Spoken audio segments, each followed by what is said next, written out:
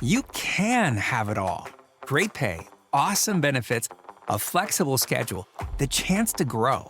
At Cox, we're recruiting auto and diesel technicians to join our Mannheim and Fleet Services teams.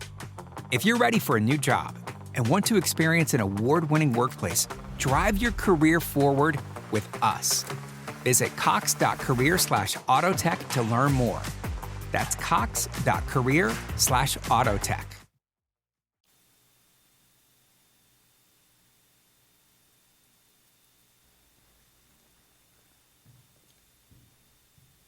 Composers often receive inspiration for their greatest works from those closest to them.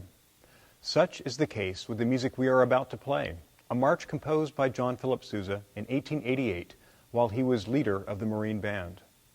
In the words of the composer, "I wrote this march one night while in tears, after my comrades of the Marine Corps had sung their famous hymn in Quantico." The result is a march Sousa considered to be his finest.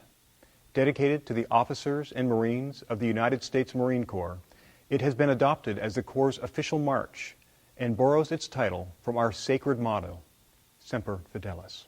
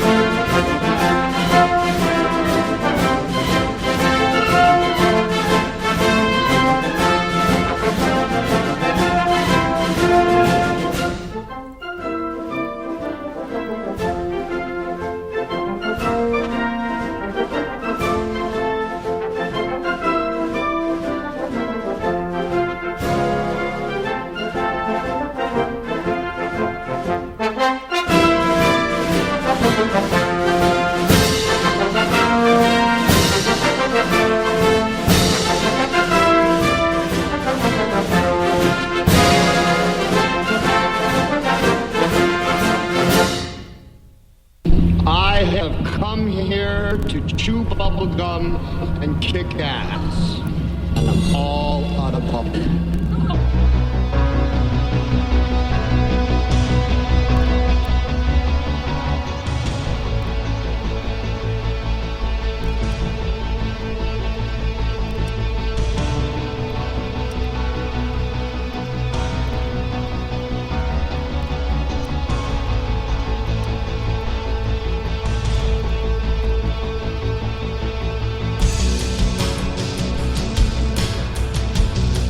Ladies and gentlemen, boys and girls, children of all ages, welcome to the bloviating Zeppelin's Berserk Bobcat Saloon. Belly up to the bar, we have kept your seat. You too, Mary Brockman, and it's great to see all of you back. Angel's going to be a bartendress tonight. She pulls with the best of them, and the lava lamp, of course, is lighted. It's not quite hot enough yet, so it's not making all the cool shapes right now. It kind of looks like a nuclear explosion. We don't water our drinks just like we don't water our conversation. Politics, religion, crime, culture, economics, race, sex, science, law. We talk about it all here at the Saloon. Nothing is sacred. The speech is free, but the booze, sorry. All that we ask is that you flush the toilet, jiggle the handle, please. Don't forget to tip your server.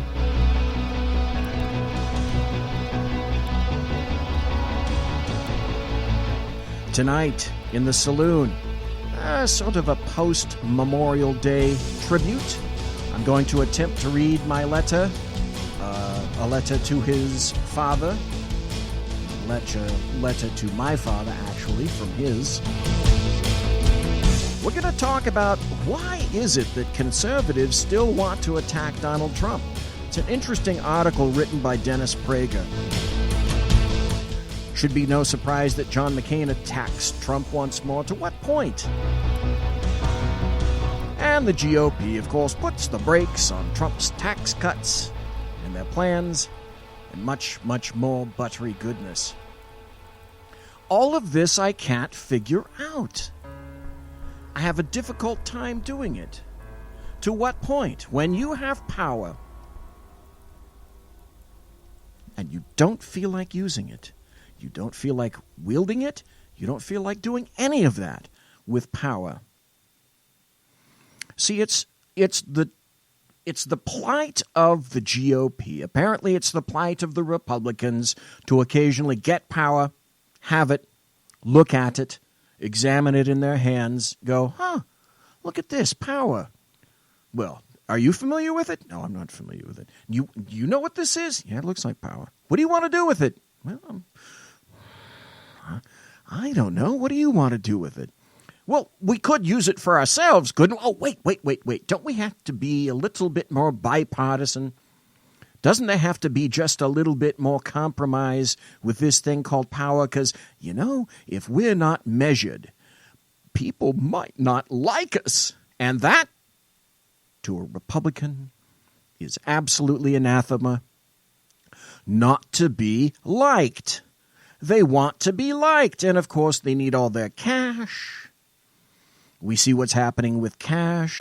You can have it all. Great pay, awesome benefits, a flexible schedule, the chance to grow.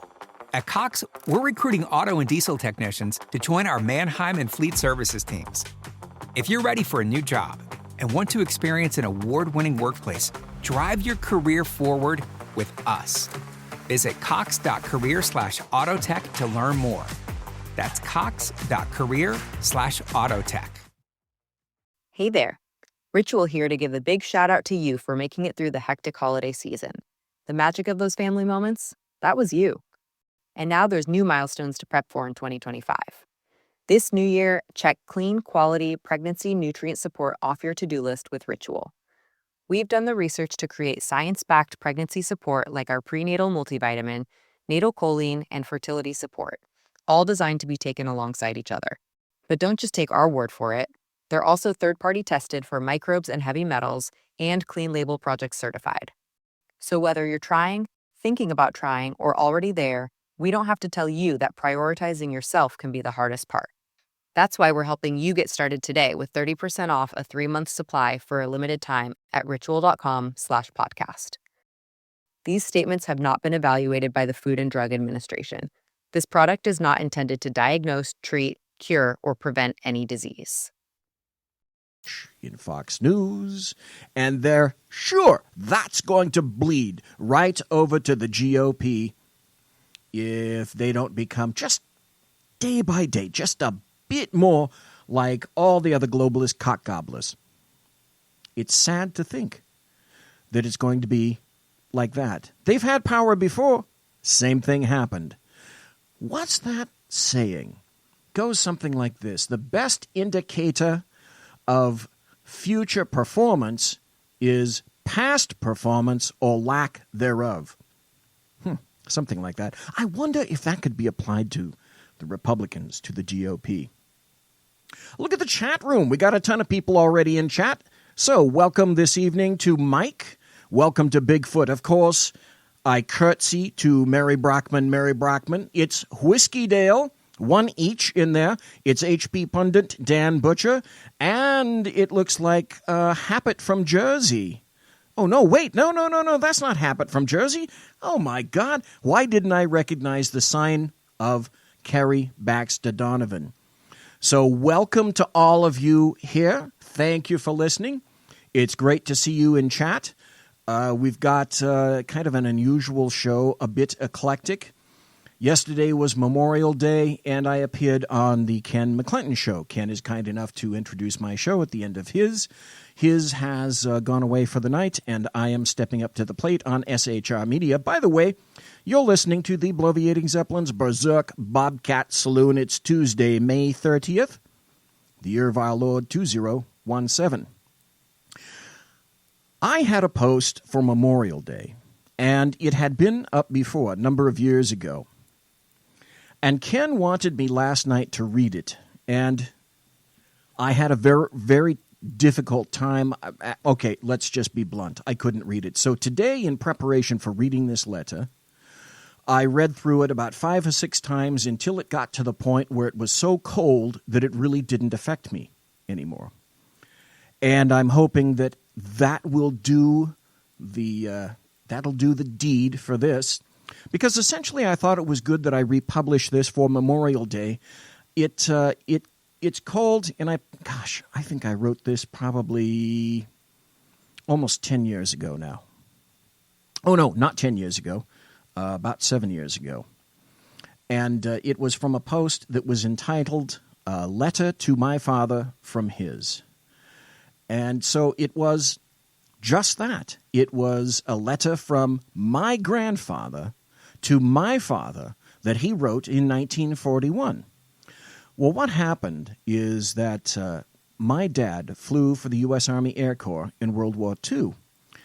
And he took his his primary flight training, out of Stockton Field, California. And he graduated in 1941 because just like all the other people in World War II, they all wanted to sign up. Dad wanted to fly. So he apparently received, and not apparently because it's true, this letter that I'm about to read from his father named Verto before Dad was off to Points West in 1941. So what happened is my father passed away in 2009. My brother was the executor. I was not. My brother lives way down south in San Diego. I'm up here with my dad. So I have access to the house. I have access to everything in there. And I thought it was a good time to just go looking around and see what the heck is there. I found a metal strongbox. It had the crazy name of Tutti Frutti cash box. And it was locked. But oddly enough, there was a key directly in the lock. I opened it up and I found this letter. It was strange because the return address on this was a law firm in Dallas, Texas. Now, my dad was actually born in Minneapolis, Minnesota in 1920. His parents, just a short time later, then migrated from there down to Dallas, Texas. So Dad always considered himself a Texan. Though he wasn't born there, by God, you better not cross Texas, and you better not say anything bad about his Dallas Cowboys. So I see this return address of this letter on the outside, this envelope from a law firm in Dallas, and it's postmarked 1979. And it was addressed to my grandmother, his mom, likewise in Dallas. So that's why I wondered, and I never did get the answers to these questions. Why was it sent from a law firm to my dad's mother? Did my dad ever see this letter when it was meant to be seen in 1941, when it was written? Was his father still alive when it somehow got to him, or did it not get to him until 1979? Or did he only see it? Did my dad only see this letter when his mom's estate closed after she passed away? Those are questions that to answers the likes of which I'll never know. So I open this thing up, and it's written on a very thin onion skin. And you can see that it's clearly a World War II era typewriter, because some of the letters are not all that great. But it goes something like this. And it was, I think it was 3 pages. It says, "Dear son, I hope that I can finish this letter so that it can be mailed in sufficient time to reach you before you board the Rattler for Points West and your next experience in training as an eaglet in the air service of Uncle Sam. I've learned that the very cheapest thing one will ever run across in this life is advice, because everyone wants to give it away and so few will ever accept it. So I've been several hours in completing these paragraphs, blue penciling here and there, lest I make my epistle a treatise on the more abundant life of New Deal parentage, rather than a few timely remarks covering the fundamentals which do provide and form the background as happiness and success as America measures them. And I might add here that I fervently hope that this same American measurement as applied to happiness and success will continue to be the yardstick for many years, so work hard and be ready to do your part if necessary to annihilate any and all of the cockeyed fascist or communist interpretations of what is best for mankind and its soul. I shouldn't be surprised that the first week or two after you leave home that you will be amazed at the really..." Hey there. Ritual here to give a big shout out to you for making it through the hectic holiday season. The magic of those family moments, that was you. And now there's new milestones to prep for in 2025. This new year, check clean, quality pregnancy nutrient support off your to-do list with Ritual. We've done the research to create science-backed pregnancy support like our prenatal multivitamin, natal choline, and fertility support, all designed to be taken alongside each other. But don't just take our word for it. They're also third-party tested for microbes and heavy metals and Clean Label Project certified. So whether you're trying, thinking about trying, or already there, we don't have to tell you that prioritizing yourself can be the hardest part. That's why we're helping you get started today with 30% off a 3-month supply for a limited time at ritual.com/podcast. These statements have not been evaluated by the Food and Drug Administration. This product is not intended to diagnose, treat, cure, or prevent any disease. Big shout out to you for making it through the hectic holiday season.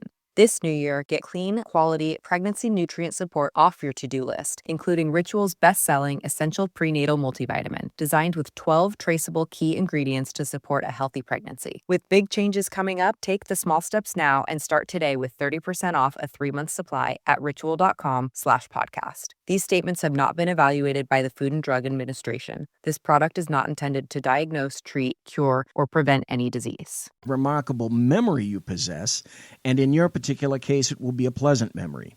That's what's commonly called homesickness, but when it's stripped right off down to the chassis, it's merely an association of pleasant thoughts, pleasant surroundings, and pleasant people who are vitally interested in you, plus an overwhelming sense of a loss of security.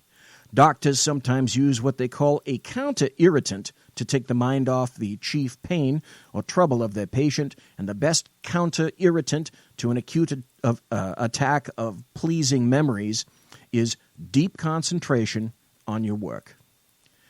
You should be extremely grateful in that you have been a fairly regular attendant at Sunday school, of a splendid common-sense religion, and without even dwelling on the manifold advantages of a good Sunday school background, one of the most practical benefits it will give you is that it will help you to see things in their true proportion. Jesus once had something to say about people who strain at a gnat and swallow a camel, and one of the chief causes of much unhappiness in life is our confusion as to the relative importance of things. So many trifles seem to be big and important. We indulge ourselves so much in fretting and rebelling against the minor things, we can endure a severe physical pain with genuine stoicism, but the bark of a dog or the crunch of crackers upsets us tremendously. He went over to page 2. Whenever you feel that you're beset with many troubles, take a little time off and look into the Bible, particularly the New Testament. It will do you a lot of good, and you will be amazed how your troubles will disappear. The Bible does teach you to see the big things of life in a big way and the minor things as minor ones. It will give anybody true perspective. As you go through life, you will learn that the simple life is the most effective one and also the happiest. Regardless of anyone's argument to the contrary, you will always find that the really big successful people in America today, regardless of simple pleasures, have simple taste, are very modest, and usually have a deep religious character. McKinley, a great president, put corned beef and cabbage on the White House menu. And I expect if you knew that the real lowdown on that commanding officer of yours, you would find that perhaps he has a secret yen for growing nasturtiums. Okay. The more successful they come, the more big people are interested in getting information. They never hesitate to learn from anyone. Only small potatoes with warped mentalities are showy or pretentious, and those with an obnoxious abundance of conversation about themselves generally are using their long-winded gyrations to cover up their deficiencies. Always remember that egotism is the cause of more conversation than learning or wit. My experiences and observations have taught me that honesty is not only the best policy, but it is the only policy, because dishonesty is its own downfall sooner or later. It has been said that many wealthy people have obtained their money or their power by dishonest means, and perhaps that is so. But you will always find that sooner or later, whether their conscience or the law catches up with them, and the fellow with the big stick ends up either with a shiny seat in his pants or a hard cell in the hoosgow. Dishonesty is like that queer implement that Australians use, the boomerang. It always makes the circuit and always comes back and smacks you in the face when you aren't looking. Dishonesty never paid dividends to anyone. It's just about as dangerous as an elephant hanging over the edge of a cliff with his tail tied to a daisy. And now to an element a little less mental than some I have mentioned, but nonetheless important, and that is work. And he writes this in capital letters. Work is essential to success in any line of endeavor, and don't let any of the textbooks tell you differently. Some people have said worry kills more men than work, and that is true because more men worry than work. So far as I know, no one ever died from work in this country, but thousands may die in this country if we don't settle down to work soon.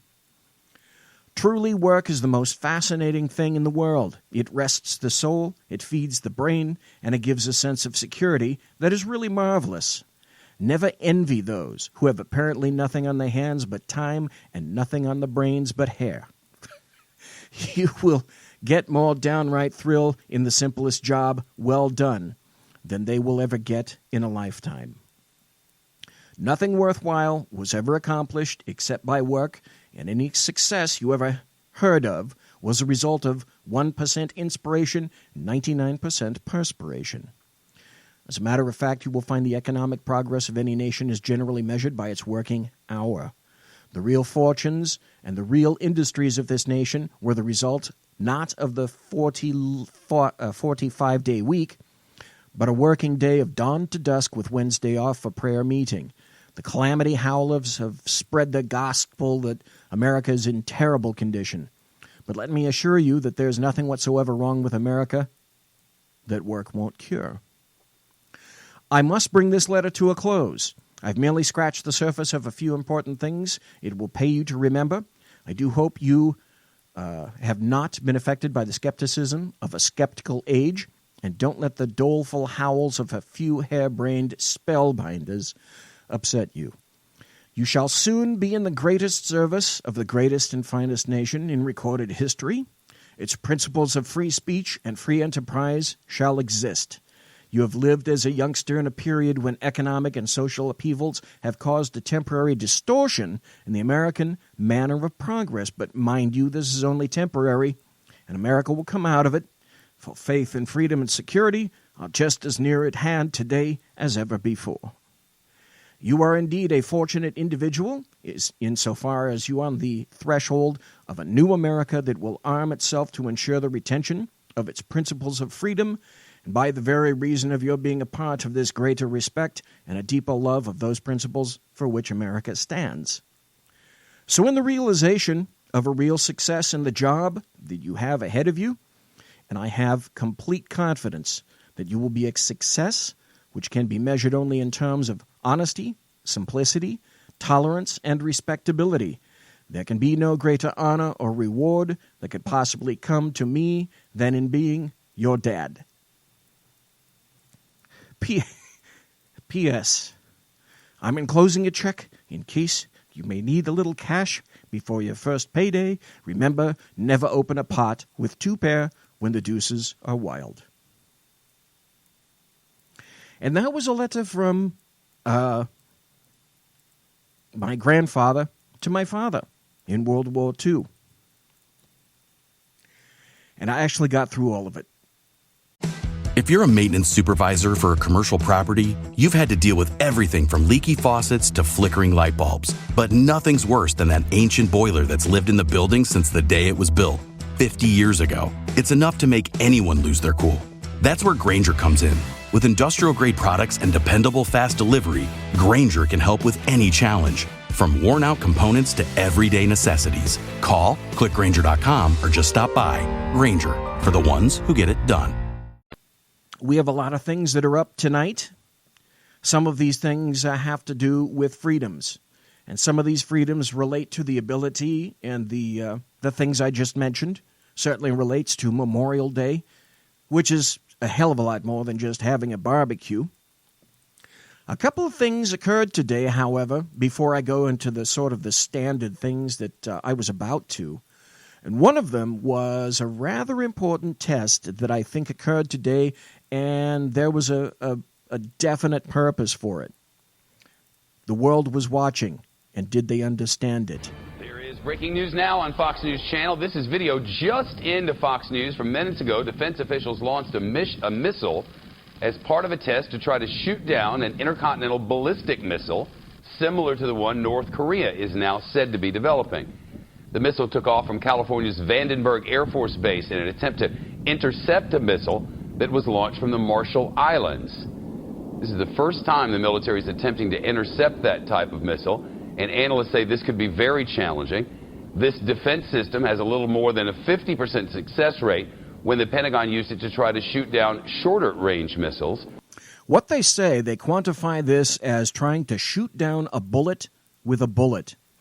Now imagine trying to wrap your head around the technology required for something similar to that. Over the weekend, North Korean officials launched their third ballistic missile test this month, according to U.S. defense officials, and we're continuing to watch this video.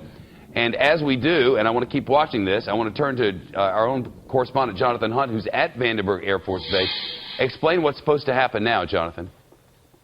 Well, Chap, it was a spectacular sight, as you can plainly see, as that ground-based interceptor missile took off from here at Vandenberg. Now, about now, and the actual minutes to intercept is a classified time, but about now it should be, they hope, hitting the ICBM. Now, as you mentioned, the ICBM was launched by the U.S., unarmed, of course, from the Marshall Islands in the Pacific. Then, a few minutes after that, the interceptor was launched from here at Vandenberg. And then, with the ICBM traveling at around 16,000 miles per hour, basically a 5-foot-long, very high-tech metal projectile will separate from the interceptor missile and hopefully strike the incoming ICBM.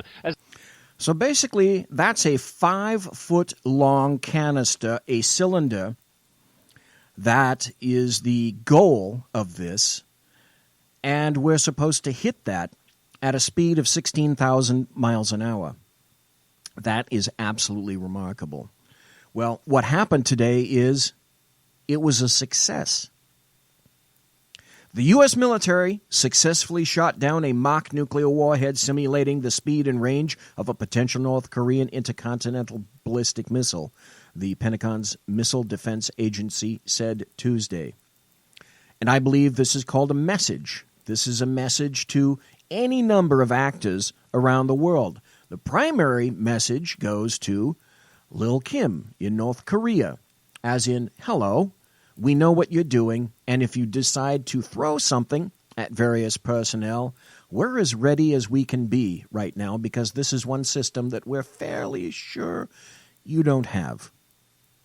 This is also a message to China in terms of, if you're not going to take care of little Kim, here we are showing you that we have the wherewithal and the technical ability to do so.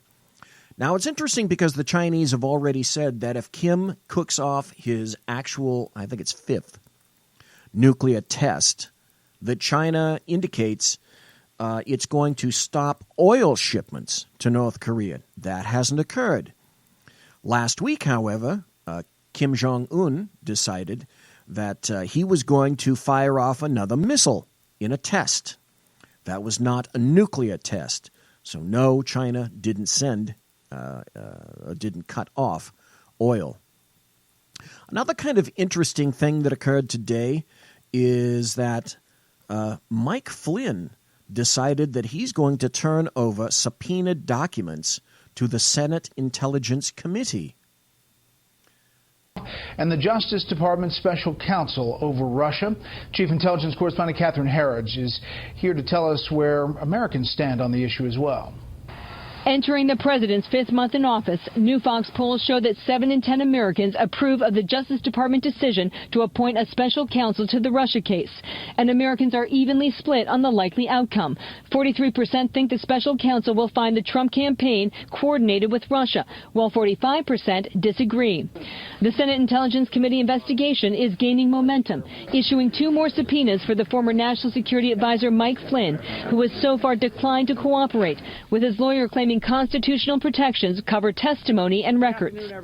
However, former National Security Advisor Mike Flynn said today that he is, in fact, going to hand over subpoenaed personal and business records to the Senate Intelligence Committee. And if you remember, he was fired as National Security Advisor in February of this year. He decided that he was going to refuse an initial subpoena for his personal documents from the committee. And he decided that he was going to invoke his Fifth Amendment rights against self-incrimination. However, big news today, he's decided that he's not going to do that. We're going to be coming up on a break here in just a bit. I'd like to say, again, thanks to everybody in chat. Now we've got Bigfoot, we got Kerry, we've got Whiskey Dale. Whiskey Dale is a Hugh Hewitt devotee who has broken ranks with the Hugh Hewitt tribbles, and every once in a while decides to come over and slum with the rest of us in the show. So welcome to you, Whiskey Dale. It's always good to see you. As a matter of fact, it was Whiskey Dale that was talking to Kerry about a week ago, and they were having a little tete-a-tete back and forth on Twitter, as a matter of fact, with regard to whiskey, hence his name, Whiskey Dale. Mike is in chat. Mary Brockman is in chat. It's good to see everyone. I actually did get through the letter. I want to tell you, it's a good thing that the YouTube wasn't on. I almost turned it on, but then I couldn't figure out how to activate that split screen thing. And actually, for tonight, that's a good thing I didn't figure that out. Conservative media done right. You're listening to the SHR Media Network. Breaking news. According to the latest report coming out of SHR Media, a merchandise store to support both the Reaver of Common Sense and SHR Media has just been unleashed to the general public. If you're a maintenance supervisor for a commercial property, you've had to deal with everything from leaky faucets to flickering light bulbs. But nothing's worse than that ancient boiler that's lived in the building since the day it was built, 50 years ago. It's enough to make anyone lose their cool. That's where Grainger comes in. With industrial-grade products and dependable fast delivery, Grainger can help with any challenge, from worn-out components to everyday necessities. Call, click Grainger.com, or just stop by. Grainger, for the ones who get it done. Be forewarned that this site can be contagious and numerous items can be purchased to support the best news programming. Go to Reaver.one website and click on the store link to check out the merchandise. Hello, I'm Matt, a student at Hillsdale College. Here is Hillsdale President Larry Arnn on the continuing relevance of the Constitution. Many argue today that the Constitution is outdated because it addresses problems peculiar to the 18th century. Some parts of the Constitution do read rather quaintly. Consider the injunction against titles of nobility in Article 1, Section 9 of the Constitution. But is that so outdated? The purpose of the injunction is to prevent the government granting special privileges to some for partisan reasons. This strikes at the heart of the rule of law. The crony capitalism so common today is a place where the government bestows favors and tax dollars on some businesses to give them a leg up over others. This is exactly the kind of thing the Constitution was meant to prohibit. The Constitution is not so outdated after all. This Constitution Minute was brought to you by Hillsdale College. To join the national conversation on the Constitution, go to constitutionminute.com. Times are dark. The people misled by corrupt politicians, lied to by establishment media, and deceived by the false messages of Islam. A nation in confusion needs a guide. It needs a man with a cane. I'm Dave Milner. Join me on Spreaker, SHR Media, High Plains Talk Radio, Live Rebooting Liberty, and YouTube for a unique brand of commentary on the unpleasant blind guy. Because truth is not always pleasant. In a world controlled by corrupt politicians, You got a business. You didn't build that. a team of ordinary men emerge from the ashes to give voice to the voiceless and hope to the hopeless. Sackhead Sean, Dude, I'm not saying half of a stupid program. Sackhead Clint, All good friends of ours usually show up drunk. also starring Sacco as the producer. I'm a little bit drunk, 'cause I'm drinking. They are the Sackheads Radio Show. Every Wednesday at 8 p.m. Pacific on shrmedia.com.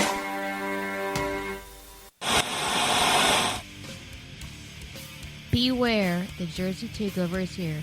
Every Monday through Friday, 11 a.m. to 1 p.m. Eastern Standard Time.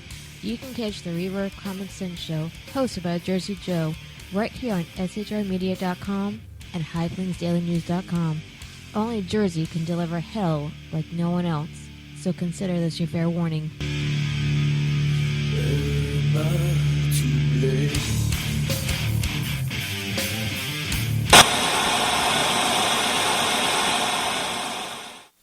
Conservative media done right. You're listening to the SHR Media Network.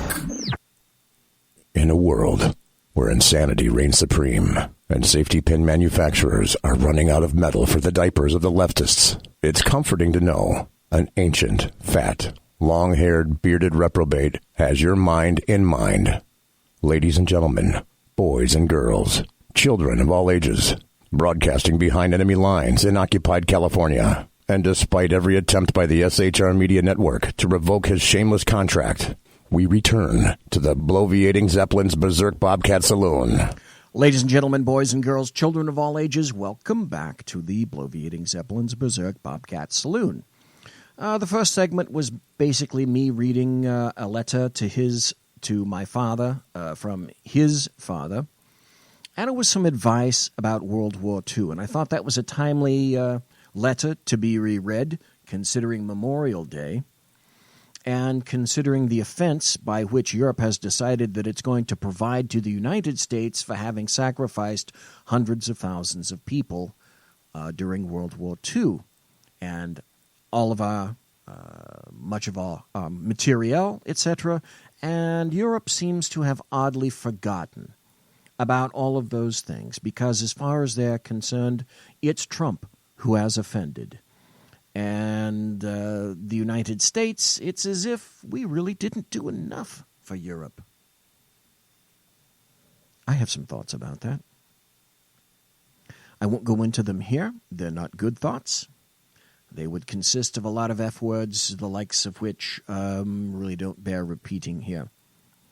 Now, I mentioned Hugh Hewitt. Whiskey Dale is here. He's a devotee, just as I was, of Hugh Hewitt. These days, at the same time, mostly I find myself listening to Larry Elder. I kind of tend to like Larry. He's a real down-to-earth guy, and then Hugh, for me, is unlistenable, because if I want to listen to him live, because he's on at 6 a.m. on the right coast, that's 3 a.m. my time here. So, no, thank you. I'm not getting up at 3 a.m. for Hugh Hewitt to listen to him live. Hugh Hewitt, however, has a partner on the Salem radio network, and his friend is called Dennis Prager. And Dennis Prager he's a very good conservative. He has Prager University. If you haven't been to Prager University on YouTube and watched any number of his videos, you're missing quite a nice treat. But Dennis Prager had an article in National Review, Why Conservatives Still Attack Trump. And a lot of people tended to either agree with this or they smacked their foreheads and said, Dennis Prager has gone way too far over the side. We need to abandon Dennis Prager. I can't believe he said these things. Well, I'll tell you what. I'm going to leave that to you with some commentary, because here's what Dennis Prager had to say about conservatives in the National Review. Trump is too far from their ideal leader for some conservatives to support him. I already know that to be true. There are many conservatives that had arguments with me about Donald Trump.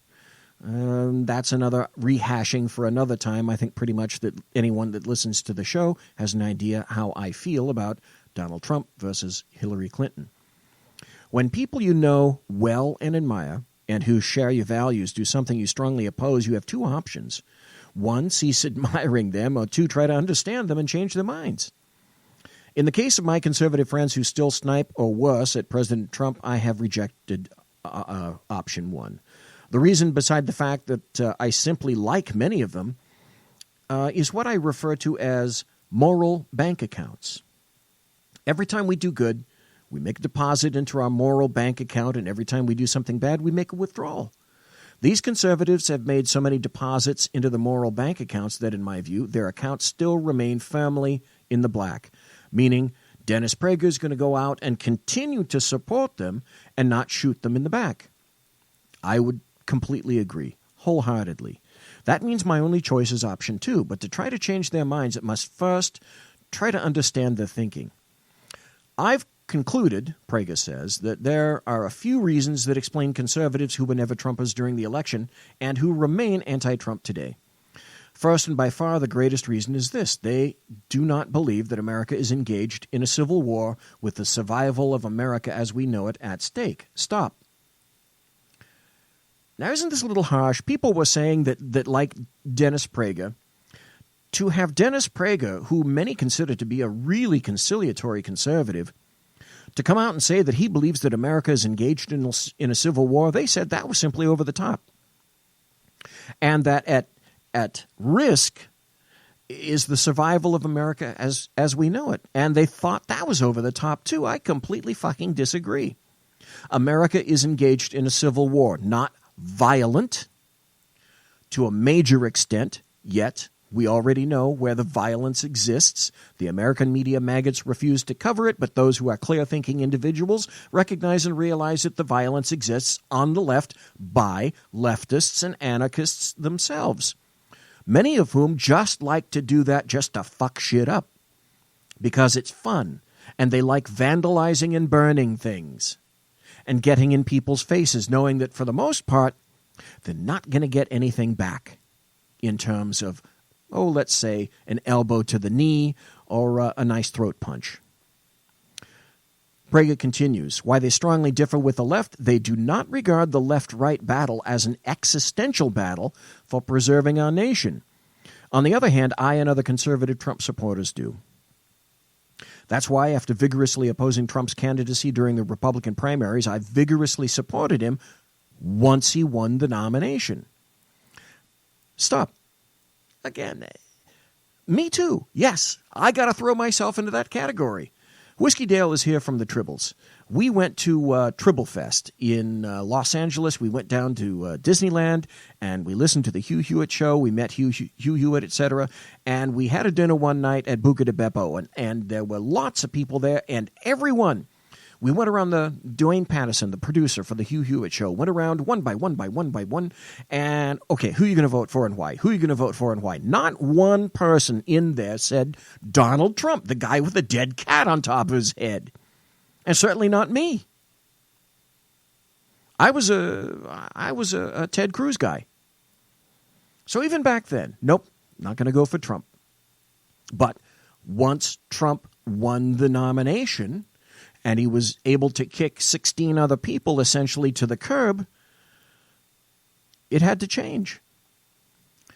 Prager continues. He says, I believe then, as I do now, that America was doomed if a Democrat, that's me saying that, not Dennis, if a Democrat had been elected president, with the Supreme Court and hundreds of additional federal judgeships in the balance, with the Democrats' relentless push towards European-style socialism, completely undoing the unique American value of limited government, the misuse of the government to suppress conservative speech.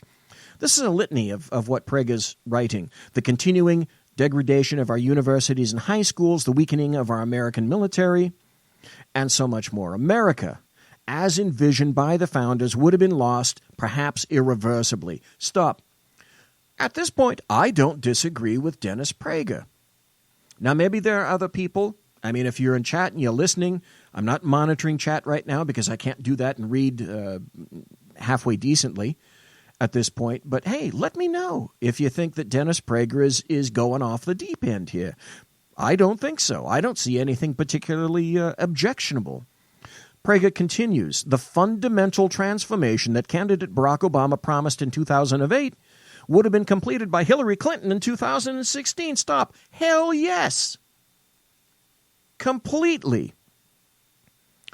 Prager continues, to my amazement, no anti-Trump conservative writer sees it that way. They all thought during the election, and still think, that while it would not have been a good thing if Hillary Clinton had won, it wouldn't have been a catastrophe either. Okay. I'm going to let Dennis go on a little bit longer, then I'm going to make an interjection. That's it in a nutshell. Many conservatives, including me, believe that it would have been close to over for America as America if the Republican candidate, who happened to be a flawed man named Donald Trump, had not won.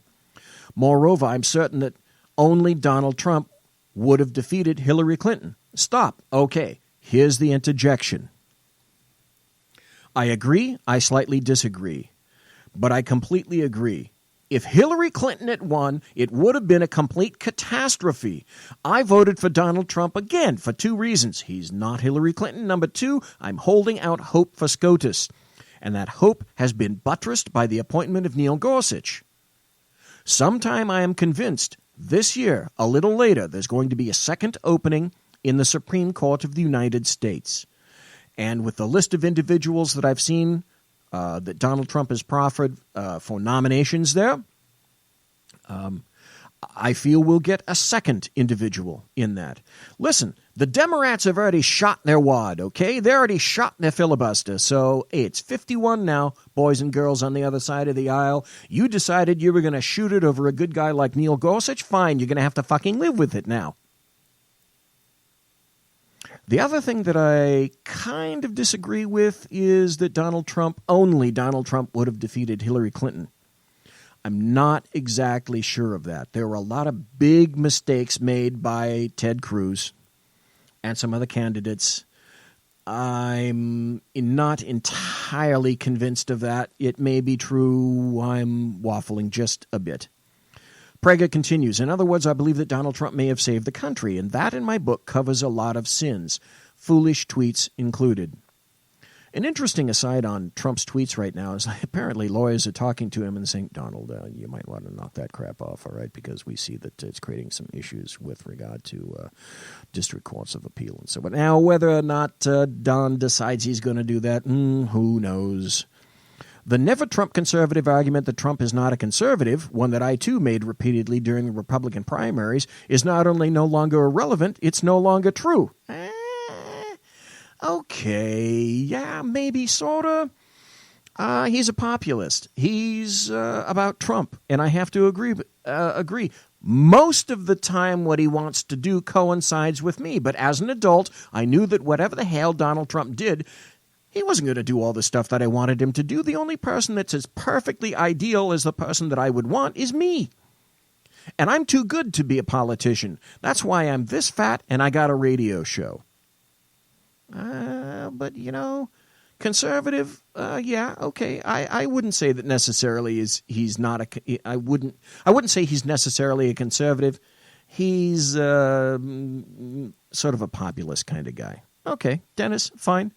Had any never-Trump conservatives been told, say, in the summer of 2015, that a Republican would win the 2016 election and within his first few months in office appoint a conservative to the Supreme Court, begin the process of replacing Obamacare, bomb Russia's ally Assad after he again used chemical weapons, appoint the most conservative cabinet in modern America history, begin undoing hysteria-based economy-choking EPA regulations, label the Iranian regime evil in front of 50 Muslim heads of state, wear a yarmulke at the Western Wall, appoint a UN ambassador who regularly condemns the UN for its moral hypocrisy, restore the military budget, and work on lowering corporate tax rates, among other conservative achievements, that never-Trump conservative would have been jumping for joy.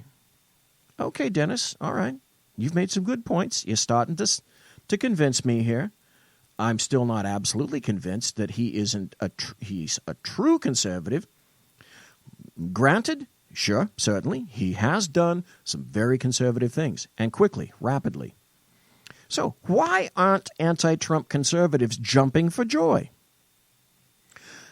I've come to believe that many conservatives possess what I once thought was a left-wing monopoly, a utopian streak. Trump is too far from their ideal leader to be able to support him.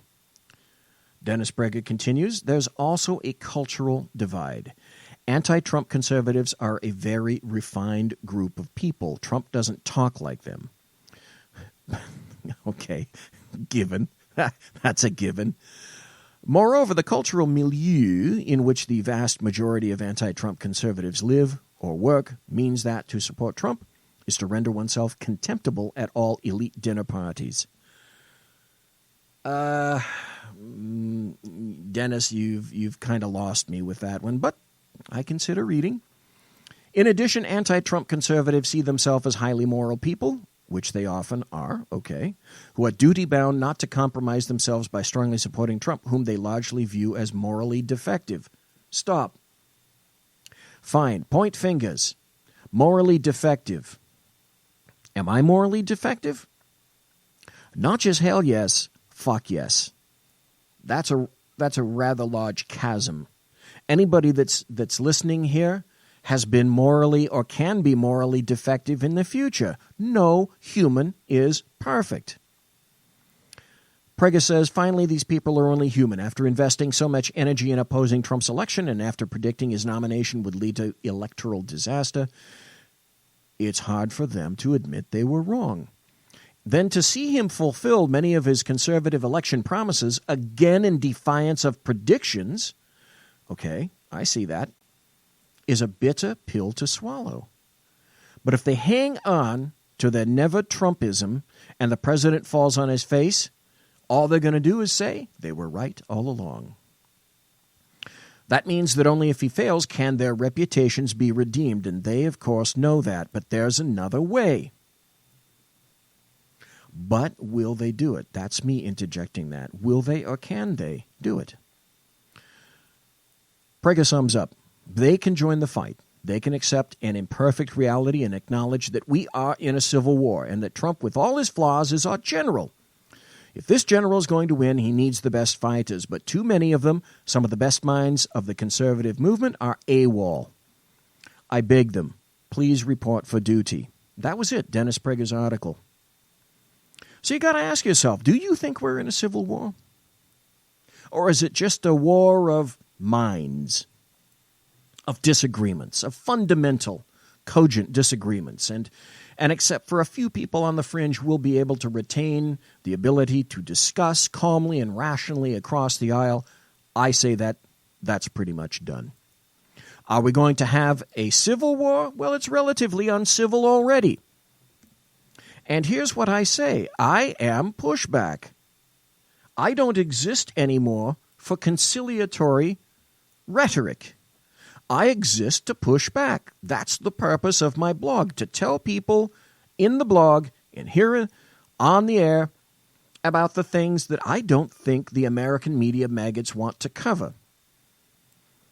So the pushing is going to continue on my part, and the pushing will certainly continue on the part of leftists and Democrats in the aided and abetted full well by the American media maggots. Will this lead to a civil war? It's relatively civil already. Do I think this will erupt into violence? I think that's probably what people mean when they say a civil war. They're thinking the blue and the gray. Will it go that way?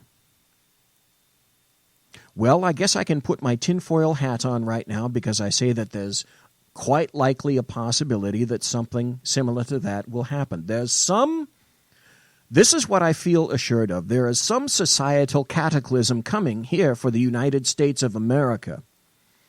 And that's even if we somehow manage to retain untouched by terrorism and Islam that's exploding across the pond in Europe. Let's just put that aside for a second. Let's not even consider that. Let's just consider the massive chasm in thought and philosophy between the left and the right. I read a letter written by my grandfather to my father. And in that letter, there were fundamental rights and wrongs. There is still evil in the world, there is still right, and there is still wrong. There is still black, and there is still white. And leftists can only see things in terms of a lot of gray, but when it comes to their philosophies, only one way, theirs. That's why I term many of them the religious left, especially in terms of climate change, because you have to have faith for that shite.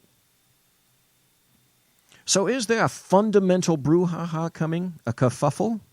Well, the kerfuffle is already here. We're seeing it. We're seeing it on social media. We're seeing it in the newspapers, what's left of them, because they lie their arses off. They can't get ad revenue anymore, and people are transitioning to a new technology, but fundamentally because people can't trust the American media maggots anymore, hence the term. Is there a civil war coming? Possibly. Quite possibly. Have I personally prepared for it? Hell, I prepared for that 5 years ago. That's why I live where the hell I do, 4,000 feet elevation up in the Sierra Nevada mountains.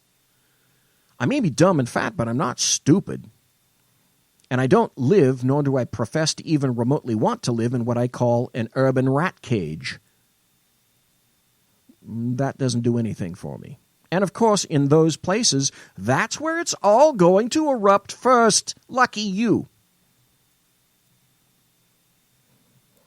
Now, I'm broadcasting just a few miles from the Sacramento, from the Fornicalia State Capitol in Sacramento. And I see what's happening here in California. Fornicalia. Will I ever get that straight? So I'm seeing it early. I'm seeing what states are going to go to, what they're going to transform and transition into, because it's all happening first here in Fornicalia.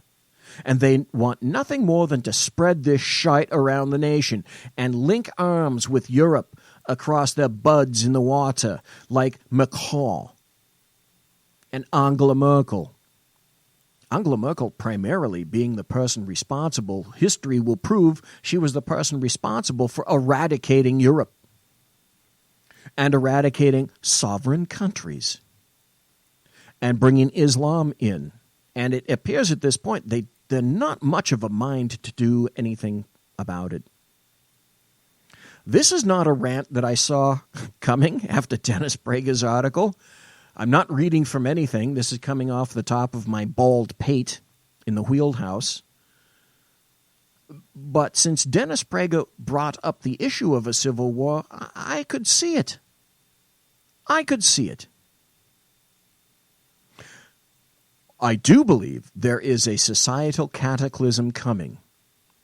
One of philosophy, that's where it's starting, and one that the left is going to push relentlessly through bureaucrats and government, because it's imperative that they keep control of the bureaucracy and government, which is why I go back to Donald Trump. Donald Trump is a big bull in a china shop. He's frequently slovenly, stupid, foul-mouthed, and again, he's got that dead orange cat on the top of his head. But fuck's sake, he's not Hillary Clinton. You know exactly what you get with Hillary Clinton. And she would have been the third term of Barack Hussein Obama. Absolutely. And the situation that the United States is finding itself in right now with regard to the Middle East, with regard to Russia, with regard to North Korea, China, and the other bad actors is 8 years it's been predicated but upon the soul of feckless Barack Hussein Obama, who for 8 years wanted to lead from the rear and did exactly that, pretty much nothing, and then gave away the show. Hillary gave away our uranium. We gave pallets, literal pallets, on C-17s, flew them to Iran like a bad suspense novel so that we could bribe Iran. That almost sounds like a song. Bribe, bribe, bribe, bribe, bribe, Iran. And so that's why we find ourselves in this situation right now, because North Korea is thinking, there's a possibility that this guy could be similar to what we had before, which is a limp-wristed noodle. Russia, the same thing. China, the same thing. Building islands, military outposts in the Sea of Japan because it can, and they knew that they would be entirely unopposed. And for the most part, certainly under the Obama administration, they were. Donald Trump doesn't bow to anybody, and he's frequently a loon. But from the things that Dennis Prager, for example, enumerated in the article, there's a lot of good things that are in fact happening.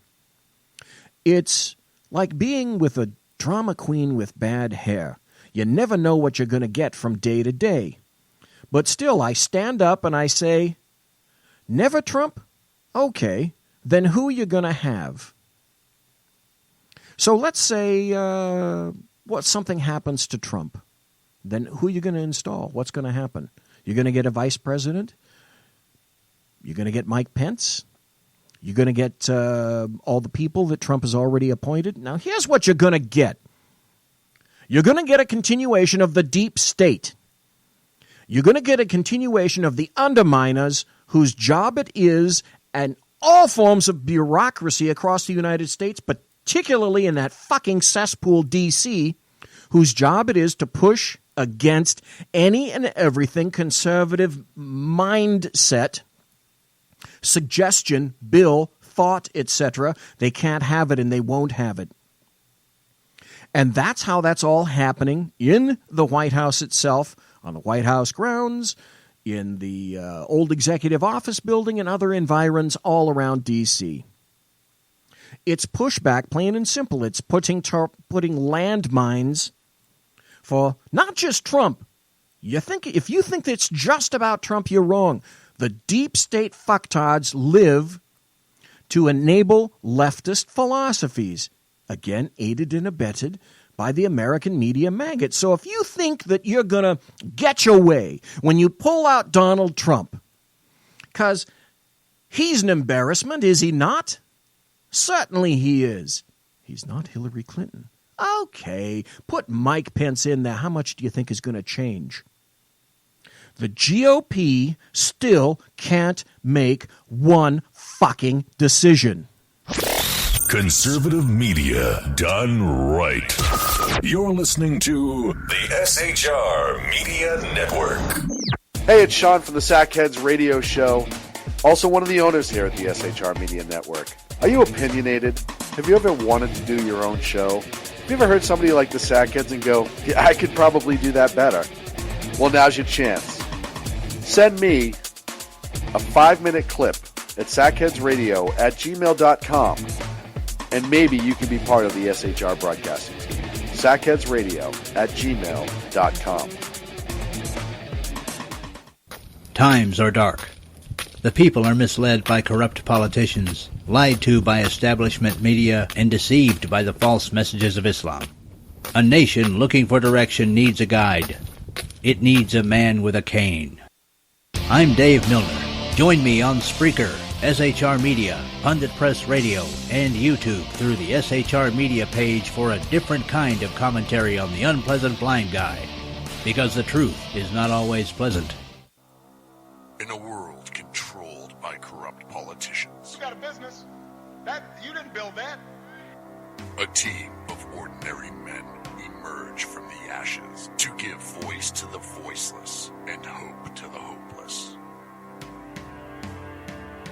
Sackhead Sean. Dude, I'm not saying cough for the stupid program. Sackhead Clint. All good friends of ours usually show up drunk. Also starring Sako as the producer. I'm a little bit drunk, 'cause I'm drinking. They are the Sackheads Radio Show. Every Wednesday at 8 p.m. Pacific on shrmedia.com. The bloviating Zeppelin. He's big-footed enough radio shows to last a lifetime, courtesy of Sean, Clint, Ken, and Jersey Joe. Now it's time for him to waddle on his own 2 feet via the glorious SHR Media. Gird thy loins for the bloviating Zeppelin's Berserk Bobcat Saloon. Coming soon to ossicles near you. Excelsior. Conservative media done right. You're listening to the SHR Media Network.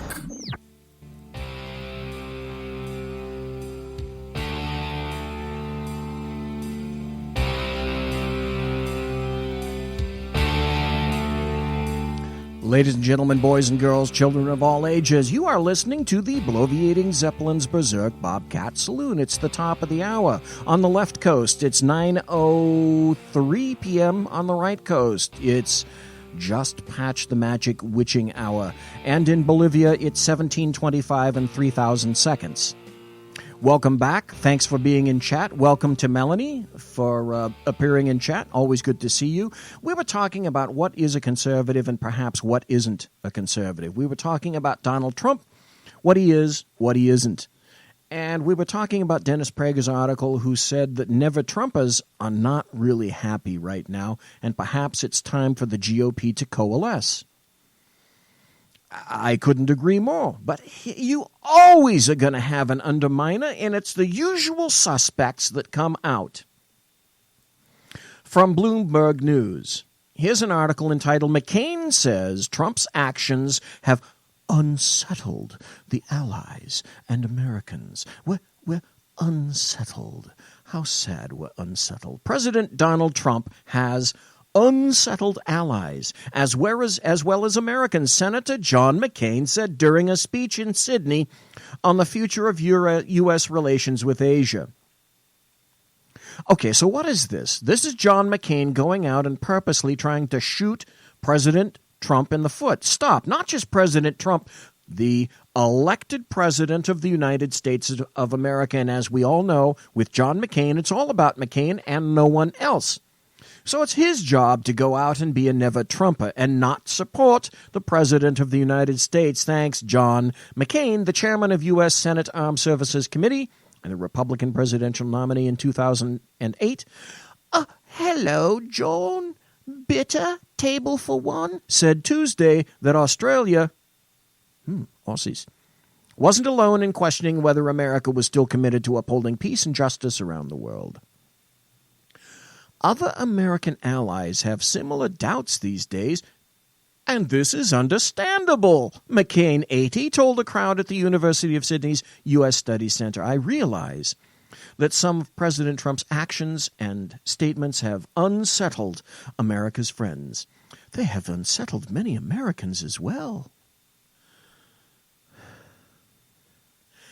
McCain's remarks come on the heels of Trump's first overseas trip, including the sometimes awkward gatherings of the North Atlantic Treaty Organization and the Group of Seven Nations. Trump told NATO leaders they had fallen short of what they owed to the alliance. Okay, here's something interesting, and I've got to point this shit out. Owed is in quotation marks, as in the author of this article thinks that NATO doesn't owe anything for our defense. Hey, but basically what he's saying is that, you know what, you, the American taxpayer, that's your obligation to, if they can't make it, pony up, more money, harder work and more of it, get going. So when Trump tells NATO leaders that they had fallen short and that they, quote, owed to the alliance by $119 billion, then as far as McCain is concerned, they're unsettled because Trump, dared to point out the obvious. So we're paying for rich nations. Merkel, Macron, like Germany, like France, nations that can full fucking well afford to put out their minimum 2% dues and honor their contract with NATO. But to suggest that is onerous and oppressive and judgmental, blah, blah, blah. After 3 days with Trump, German Chancellor Angela Merkel told supporters at a campaign event in Munich that the times when we could fully rely on others are to some extent over. Okay, let me do a little bit of Eurotrash translation for you. Left speak by Angela Merkel, meaning, oh, damn it, the good times, they may be over. The free shite may stop. The free cheese shipments may be interrupted. That's what the hell that means. Trump has also had his share of bumps with allies in Asia, including a reportedly testy phone call in January with Australian Prime Minister Malcolm Turnbull. Bullshit. Again, more leftist fake news. They had a disagreement on the phone. Who doesn't? And what was that about? Let's go back. Let's go back to what that was about, because President Barack Hussein Obama, in his dying days, shall we speak, decided that he was going to call up Australia's Turnbull and said, you know what? I know you don't want all these Muslim refugees down there. Give them to us. We'll take them. So the subject matter was, I'm not really keen on honoring Obama's promise to you to take more people. That's going to be a post for tomorrow, by the way. How the State Department is screwing Donald Trump over by opening up the floodgates even greater to Muslim refugees. Air quotes, refugees. Oh, as an aside, Thursday. Tomorrow is Sackheads Radio Day. We'll be there. Hopefully all three Sackheads will be there. Thursday, I'm going to be speaking with Kel Fritzy. And we're going to be talking about Islam on Thursday. That's a show I don't think you're going to want to miss. Some sparks may fly, and some people may get their widow feelings hurted. So that's what that discussion was about in Australia. So while he's there, McCain decides in Sydney that he's going to criticize Trump's decision to withdraw from the Trans-Pacific Partnership. Okay. He said Australia didn't need to choose between an economic relationship with China and security ties with the U.S. and encouraged efforts to enact TPP without the U.S. Okay, there we go, attempting to, again, scuttle your president.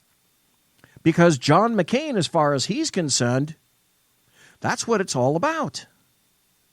Scuttling the President of the United States. But wait. We talked about John McCain. We talked about conservatives. We talked about the philosophy of leftists versus people on the right in the American media maggots, all points in between, from the Dennis Prager article. About conservatives, about Donald Trump. About the GOP's inability to coalesce and get together and support the president, President Trump. So, who is stopping all of Donald Trump's philosophies, all of the things that he essentially ran on? Is it the Democrats? They don't have the votes. Who's stopping them? Oh, that's right. People like John McCain.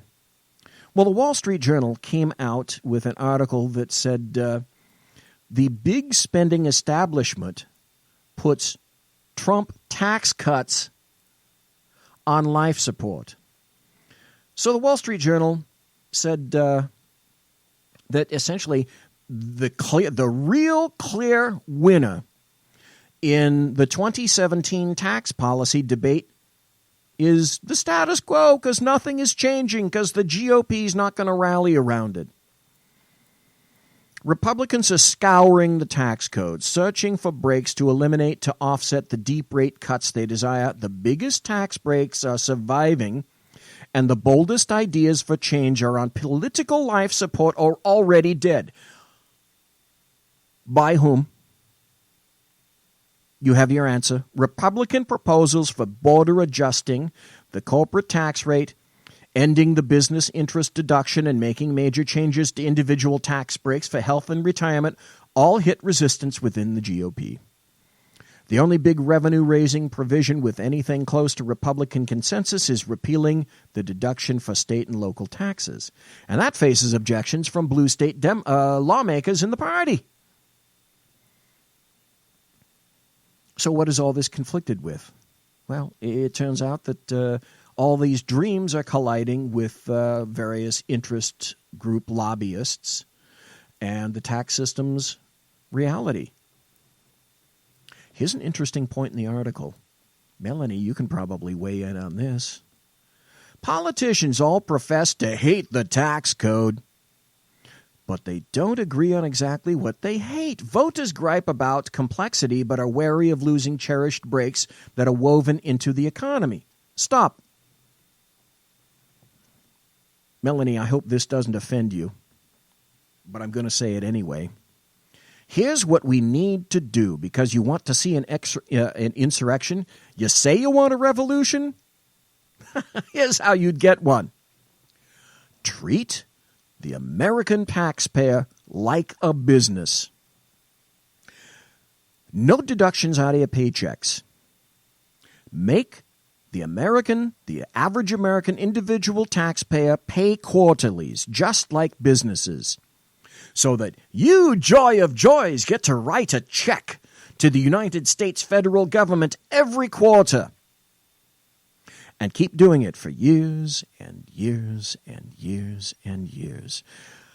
I would guess that after 2 quarters, maybe 3, you want to see insurrection? Yeah, there would be insurrection. That's death by 1,000 paper cuts started in the 1920s or the 1930s when people decided, and smartly so, that it would be a wonderful idea that the American taxpayer not really see how terrible D.C. is boning you. And boned you are. I'd love to see individuals treated like businesses. Oh my gosharoo. Alan Cole said, eventually you run out of ways to pay for your promises. He's an economist at the Tax Foundation, which favors a simpler code with lower rates. There aren't any free, obvious sources of money where you can just do the thing and nobody gets mad. So, there you have it. The GOP can't even agree. They can't agree on health care. They can't agree on tax cuts. So they're going to be just as obstructionist, essentially, as they politically can. And in the meantime, we have, again, as this is occurring, concurrently, we have disinformatia. That's disinformation from Putin, raised at the hands of the KGB. Vladimir Putin knows all about the KGB way. That's how he was raised. So here's an article from Breitbart.com. Pollock, the attack on Trump is exactly what a Russian disinformation campaign looks like. Russia, Russia, Russia, Russia. God, I wish I could find that particular cut where it goes Russia, Russia, Russia, Russia, Russia. I played it one time and I can't find it again.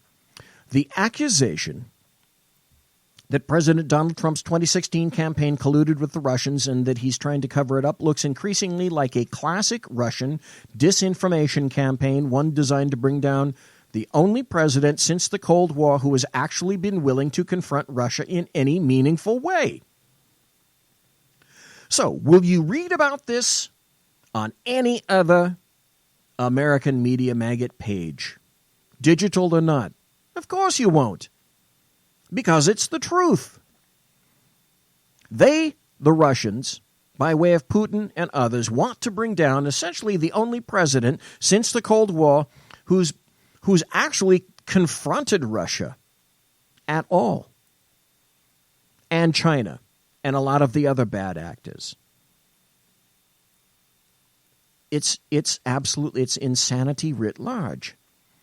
It's an article of faith on the left that Russia wanted Trump to win the election because Vladimir Putin anticipated a more pliant approach. Pliancy by Donald Trump, signaled by Trump's explicit desire to negotiate a better relationship. One thing we do know about Donald Trump is that he wants to negotiate with people. That's what got him where he is. Say whatever you will about Trump. It would appear that to a certain degree he does know how to do one thing, and that's negotiate when he's in the mood.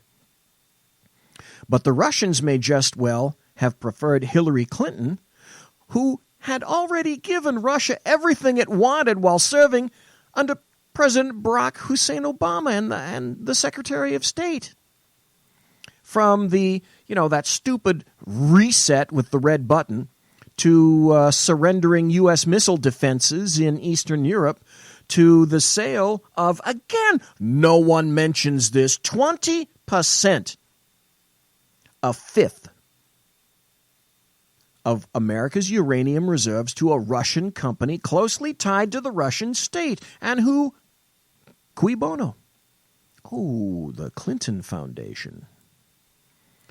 The deal is, what's really more plausible is that Russia simply wants to disrupt American politics as much as it can because it's fun. If it can get away with it, it's going to do it. And it's been getting away with it for literally decades. And they would do the same shite no matter who was in the White House.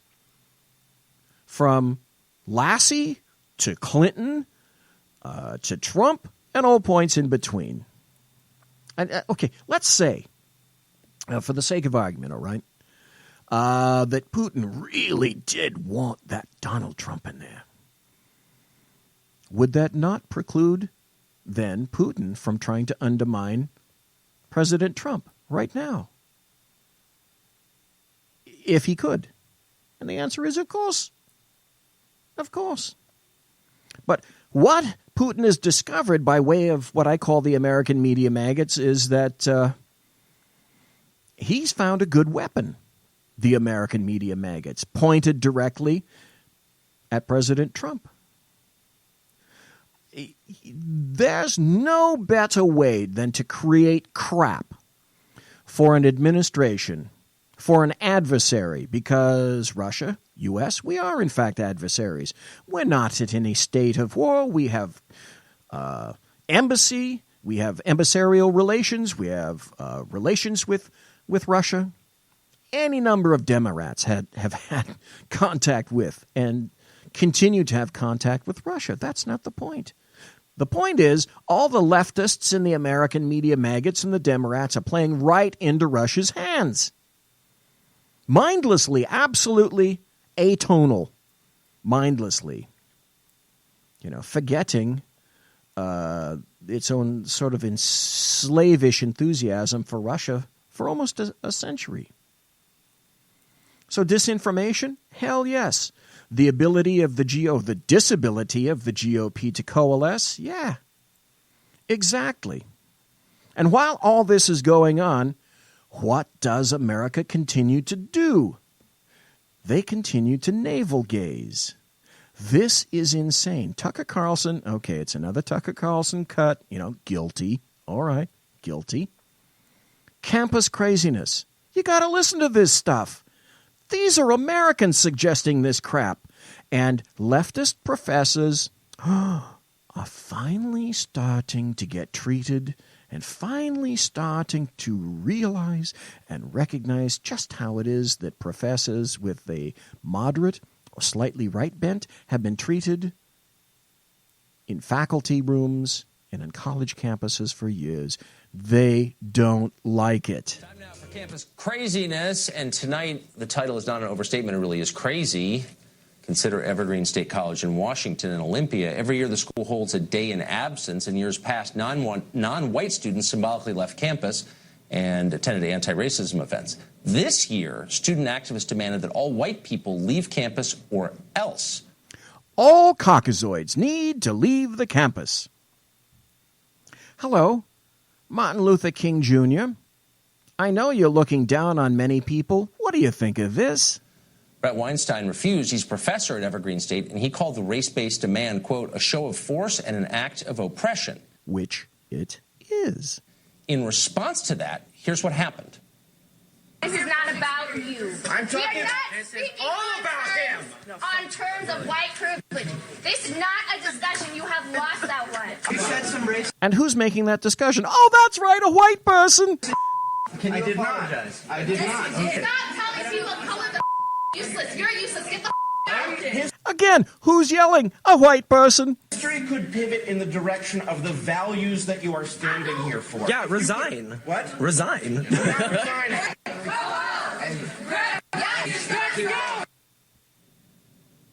Wow. Professor Brett Weinstein joins us now. Professor, first of all, thank you for coming on. Hoisted on the political petard of his own creation, do you think? That looks like something, out of Phnom Penh, 1975. Was that, what exactly was going on there? What happened? Well, what happened is that 50 or so students decided to disrupt the class that I was holding that morning and demand my resignation. Because you wouldn't leave campus because you're white? Well, they imagine that I am a racist and that I am teaching racism in the classroom, and that has caused them to imagine that I have no right to speak, that I am harming students by the very act of teaching them. This is what your little children, and again, I'm sorry to say this, once again, BZ is so happy he didn't have kids. Every once in a while when I'm, under the influence of some terrible Russian vodka, I think, oh, what if I'd had a lovely child? What a great parent I would have been. But no, mostly I say, I'm really glad I didn't. Parenting, that's for somebody else. I was smart enough to realize that when I was young.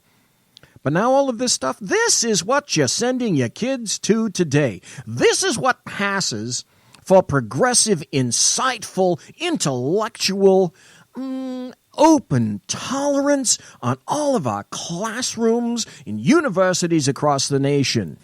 What happened after the video cut out? Well, that's an interesting story. The campus police apparently showed up outside of the classroom. The protesters then blocked their entrance. I did not call the police. Someone else called the police, and they were concerned for my safety. But when they tried to come into the building to make sure that I was okay, the protesters blocked them. And because the issue of policing is so sensitive at the moment, the police had to run around and find another entrance to the building. That's a story for another time. Stop just for a moment. There's somebody new in chat called the Alaskan. Don't know who you are. Maybe that's a moniker for somebody else. But the Alaskan, welcome. Good to see you in chat. Please stay. Come here every Tuesday and Thursday for BZ's Buttery Goodness. Great to see a new person in chat. Let's continue. To get inside and check with me. At the point they did that, the protesters moved on and corralled the president of the college at his office. They extracted some demands from him. Among the demands was that there would be a meeting. Well, actually, demands is perhaps the wrong word. A concession that there would demands. No. You had it right the first time, Professor. Demands. Be a meeting at 4 o'clock in a large room on top of our library building. So that meeting took place at the end of the day, and believe it or not, it was far crazier than the video that you just showed. I don't disbelieve that for a moment. This whole story is so over the top that even though we do a lot of these, it's hard for me to believe it's real. So the core demand is that all people of your skin color leave the campus. Your president is a guy called George Bridges. Where was he? Why isn't... There he is. George Bridges looks like a Caucasoid to me. It's right there. Georgie, hello, Georgie. Hey, you. How do you like your job? I think you're next, don't you? I think it's time to retire, don't you? Do it. George Bridges is supposed to be running this school. Why is he allowing a mob to threaten one of his professors. Fear, cowardice, abject fear, craven cowardice, craven fear. Well, I must say, I have some concern that the story is so strange that it's not even going to make sense to an audience that isn't local to the campus. Dr. Bridges is allowing this mob to effectively control the campus, and they have been in control since 9:30 on Tuesday morning. At this moment, I believe Dr. Bridges is answering a set of demands put forward by the protesters, and they have said that if he does not accept their demands, that there will be violence. I do not know what his response to those demands is going to be, but I know that that's taking place at this hour. Okay, so that's called blackmail. Blackmail by the threat of violence. So, according to all these little millennial and Gen Zers, little snowflake kind of paperclip, panty-waisted, diaper, play school, crayon, safe space, little fucktards, we need to acquiesce to these people because their threat of violence, oh my God, that can't happen. That can't happen on campus. We can't have violence. So you know what? It looks like we're going to have to acquiesce to every damn thing they demand, right? He has also told the police to stand down. So although the campus police... Finally, honesty and clarity. Honesty and clarity. We all know... Oh, yes, BZ pops off right now. All you fuckers in the administration at the City of Berkeley Police Department, you're conspiring with the mayor of Berkeley to tell your police officers to back off when violence occurs. That's bad enough. That's collusion. You want to see collusion, there it is. And then in concert with the UC Berkeley police chief, whose name I can't remember right now, but they all stood down because they took orders like the good little leftists that they are. Why give them guns? Take away their guns. Let's see how they like that. Police have a sense of what it is that needs to happen in a circumstance like this.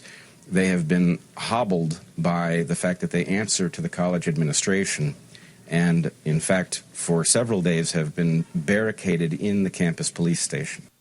Listen to that. That's what policing has come to in modern America. Remember that little uncivil war I was talking about? Now you have police officers buttoned up in an office because little flowers and snowflakes don't like them. And the police are afraid to react because of what might happen to them. This is your America on campus. These are your campus police departments. Oh my gosh, this is like something out of another country. I just hard to believe any of this is real. And just our viewers should look this up on. Stop. Whatever college this was, I can't even remember. Evergreen State College. Okay, to each and every one of you campus police officers, put down your badge, put down your gun, and just go back and just all of you lock away your guns and your badges, put them in a safe, lock that safe, and one by one go up to the college president's office and suck his cock. All right? You're already doing it by proxy. Let's be honest. Let's be clear. Put down your stuff because you don't use it. You don't need it. You don't need those qualifications. We don't really even need you. What's the reason for your presence? Be honest. Go right up to that administration and right in a line. Let's, as a matter of fact, let's have a nice bukkake session. Huh? Shall we? Let's do that. You fucktard Evergreen State College police force. You're useless. Line, because there are a lot of pieces to the story. It's hard to convey on television, but you had this, I thought, powerful line in your letter, and I assume you're no kind of right winger. If you teach at Evergreen, I'm sure you're, a Hillary voter. But you had this. No, not a Hillary voter. I'm a deeply progressive person, Oh yeah, so he voted for Bernie. He wouldn't vote for Hillary. Come on, he's a leftist. I must say, there you go. I'm troubled by what this implies about the current state of the left. Well, you think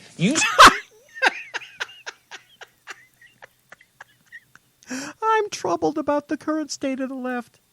This is called Schadenfreude. This is when BZ looks at this stupid guy and said, that shit is actually coming around to you right now.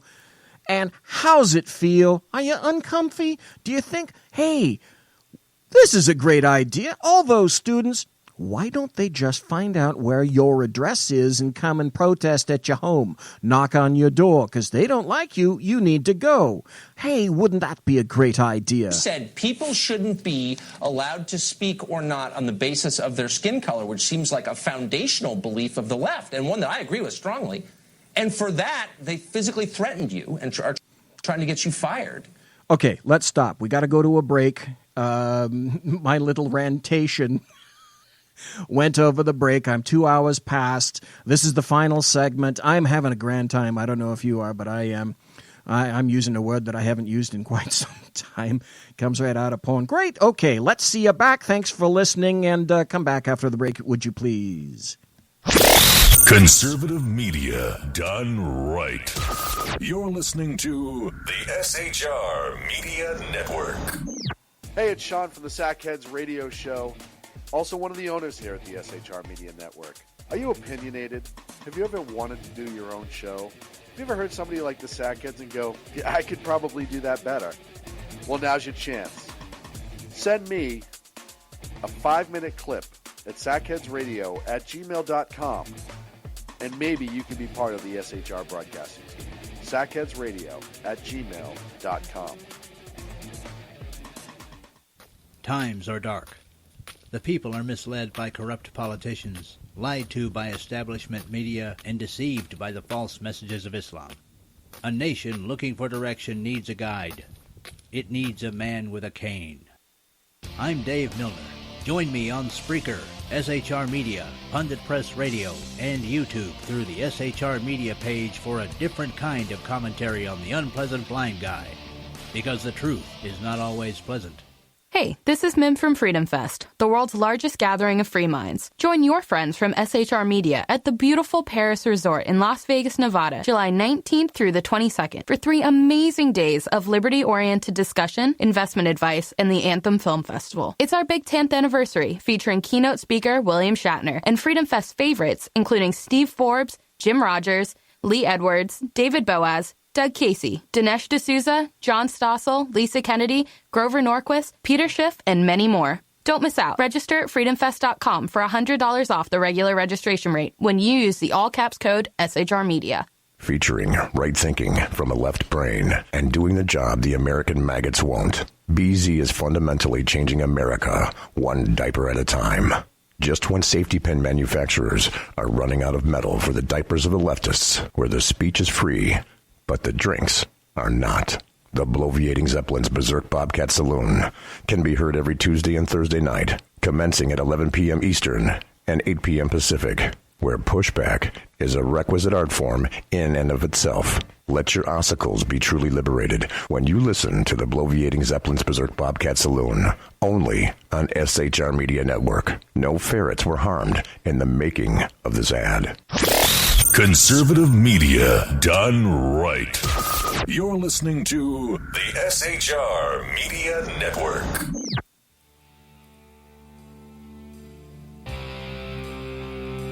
Ladies and gentlemen, boys and girls, children of all ages, I say to you, to the sides of your face, to your ossicles, in our ossicles we hear this cry of glory.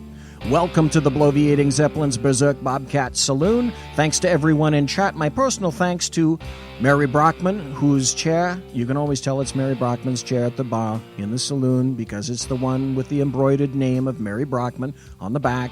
All the bartenders know, don't sit in a seat. Very simple, easy rule, no problem. Mary, thanks for bringing all the troops, the new troops, over into chat. I greatly, greatly appreciate that. This is our last segment on the Saloon on Tuesday. My gosh, May 30th has gone by rather rapidamente, shall we say. We were listening to Tucker Carlson in his glee in terms of, well, like I say, schadenfreude, with this particular professor who's finding that he's a little butthurt that he's getting treated so ill at the hands of his fellow leftists.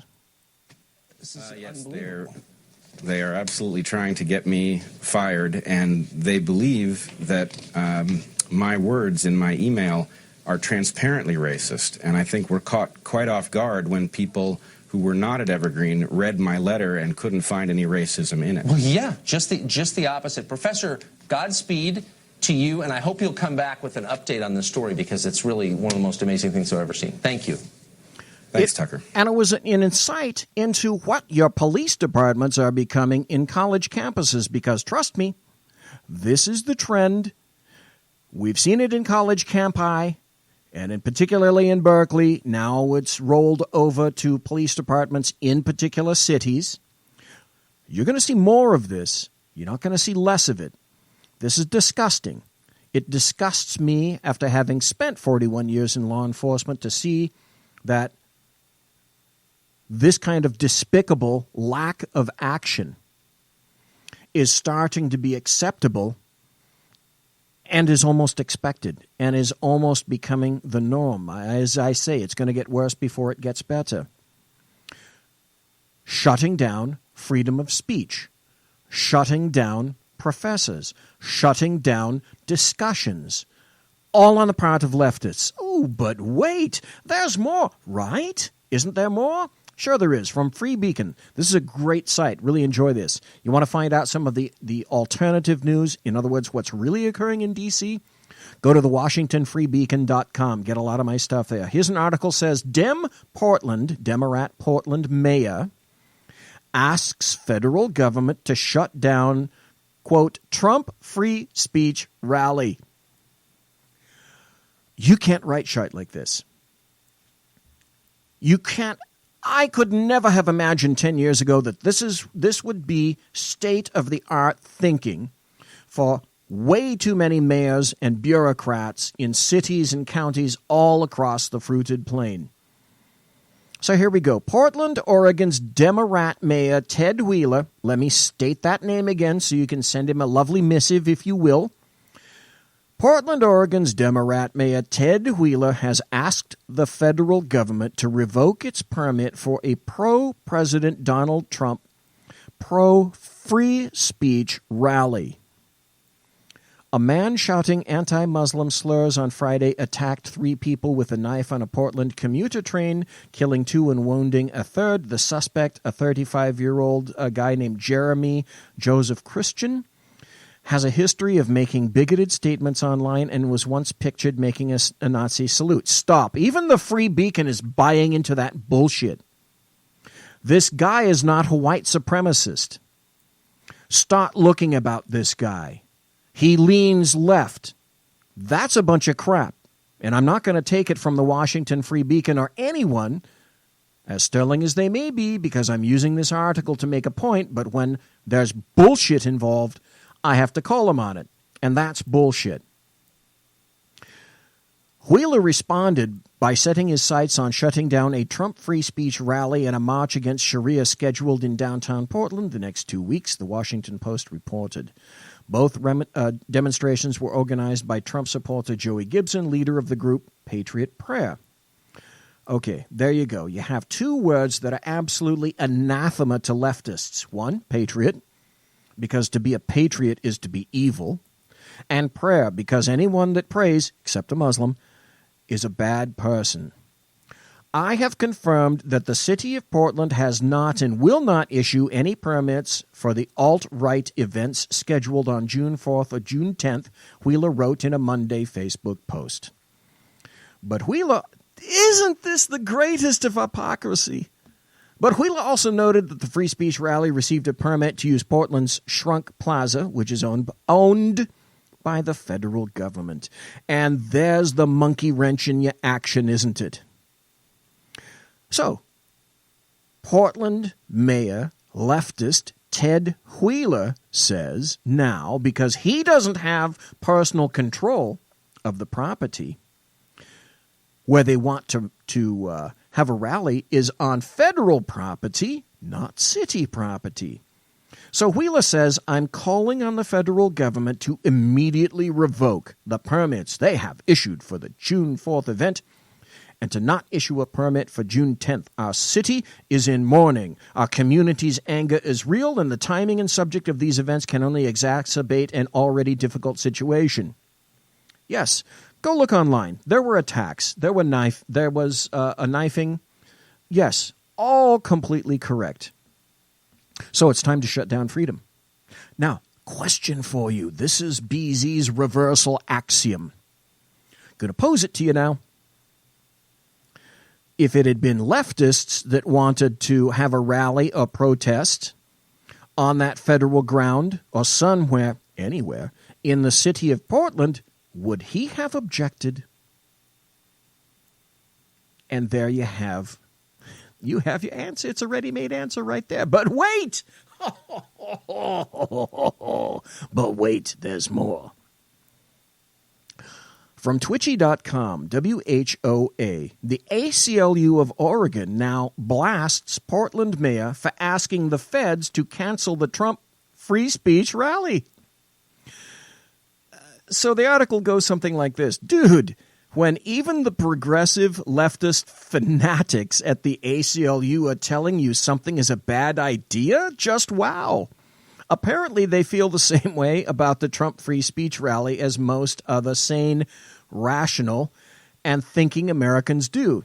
Check out this epic rant. Okay, now, here we go. These are tweets. This is from the ACLU, and the tweet header on each one of these that I'm going to read to you are from the ACLU of Oregon. And they say, number one, the government cannot revoke or deny a permit based on the viewpoint of the demonstrators, period.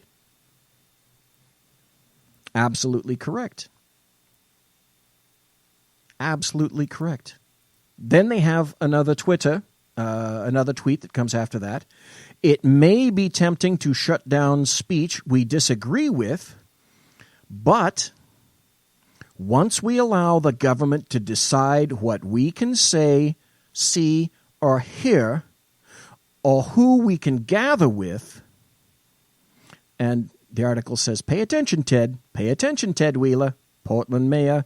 They're talking to you. Why would you ever want the government to decide what we say, see, or hear? Who decides what is and isn't hate speech? Stop. I've said that for a long time. Certainly of leftists. Who decides what hate speech is? You and I both know. It's leftists. Certainly not people on the right. It's people on the left who are always attempting to stifle your freedoms. It's going on in Europe. It's going on in Canada. We're probably going to be talking about this on Thursday. Go Google right now if you're not doing anything. You know, you're not buffing your nails or cleaning your fish tank or balancing your checkbook or trimming your toenail hair. Oh, my gosh. Remember to ask the sackheads what happened and why they were gone. Ask them if their toenail hair tomorrow night, if you listen to the sackheads, if it's luxuriant, if their thatch is just perfectly coiffed. But it's the left who want to curtail your freedoms. And as I said, Google Canada Motion 103. Read that.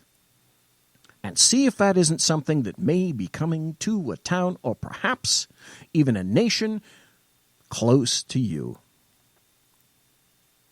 So the ACLU is standing up for free speech. They continue in a series of tweets. They say, history shows us that the most marginalized will be disproportionately censored and punished for unpopular speech. Absolutely. Whoever's writing these tweets on the behalf of the ACLU, I could kiss you right now. You're actually right now. Then they go to number 5. There's a new tweet from the ACLU. We are all free to reject and protest ideas we don't agree with. That is a core fundamental freedom of the United States. Stop. ACLU, hey, take a notice, get the phone number, call Evergreen University, and let the college president know about that. It's called the First Amendment. Maybe those people need to be reminded of that. now and then. ACLU of Oregon tweet continues. Number 6, if we allow the government to shut down speech for some, we all will pay the price down the line. Absolutely. Amen. We've all said this for quite some time. People that listen to me, conservatives, we understand how critical this is. The brainless masses, you know who they are. You probably work with a ton of them in your job, whatever your job is. You know who they are. You can point them out. They're like the Stegosaurus. You know, they have, the Stegosaurus had a brain the size of a walnut. That's how stupid it was, and that's how stupid the bulk of American voters are. And then it had a ganglion of nerves, not even quite a brain, but a ganglion of nerves in its hips to make its rear legs function. That's what more and more people on American universities and campi are becoming these days. Nothing more than a Stegosaurus. I can only hope that, like a Stegosaurus, they are becoming endangered. I fear that is not true. I fear we do have a cataclysm coming, and I fear we do have a civil insurrection coming of some type, civil war or not. Now, since we were talking about Trump a little bit earlier, now there's a new article out from Breitbart, and I think finally there may be some focus, to which I can only reply, it's about damn time. And then I'm going to make a little bit of a link with this to another article. The Breitbart article says reports at least 3 anti-Trump leakers identified referred to proper authorities, expected to be fired soon. The article goes like this. At least 2 separate news organizations are reporting that 3 distinct leakers have been identified at the White House, and that President Donald Trump is expected to fire them when he returns from his first overseas trip. CBS News has confirmed from 2 sources that 3 leakers of classified information at the White House have been identified and are expected to be fired. CBS News reported this week, adding, officials within the Trump White House believe leaks of Mr. Trump's conversation with Foreign Minister Sergei Lavrov are a deliberate attempt by officials who are holdovers from President Obama's administration and are trying to damage the Trump presidency. Hello, Dina Powell. Perhaps I'm talking to you. Oh, no, I'm sorry. Did I mention a name? No, I didn't really. In addition, this week, Chief One American News Network White House correspondent Trey Yingst also reported that 3 White House leakers have been identified and referred to the proper authorities. Interesting. Okay, that's from Breitbart. Let's make the linkage now. Let's go over to NPR, because this occurred today. Then I'm going to refer you to this article, and then I'm going to ask you a question. Because it looks like we got about another 10 minutes here in the saloon. And drink up while you can. This is from NPR, the headline. Amid rumors of staff shakeup, White House Communications Director resigns. I find that kind of interesting. White House Communications Director Michael Dubke has resigned. Dubke offered his resignation on May 18th, prior to President Trump's overseas trip to the Middle East and Europe. He's still working at the White House and has not set a departure date yet. Dubke, 47, had been a behind-the-scenes player who helped manage the White House communications strategy, including the aftermath of President Trump's firing of FBI Director James Comey. Before joining the White House in February, he'd been a Republican strategist and co-founder of Crossroads Media. Stop.